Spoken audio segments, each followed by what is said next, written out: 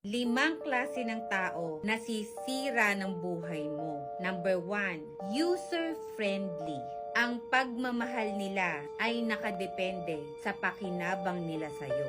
The friendship ends when the benefit stops. Number 2, reklamador. Magnanakaw ito ng peace of mind. Reklamo ng reklamo, wala namang planong magbago. Number 3, blamer. Mahilig itong magturo ng sisisihin. Ipaparamdam niya sa'yo na ikaw ang guilty at laging mali.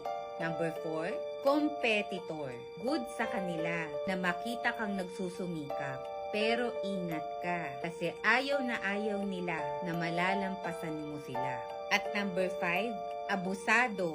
Sasamantalahin ito ang iyong kabutihan, pagtitiwala at katapatan hanggang walang matira. Huwag mong i-expect na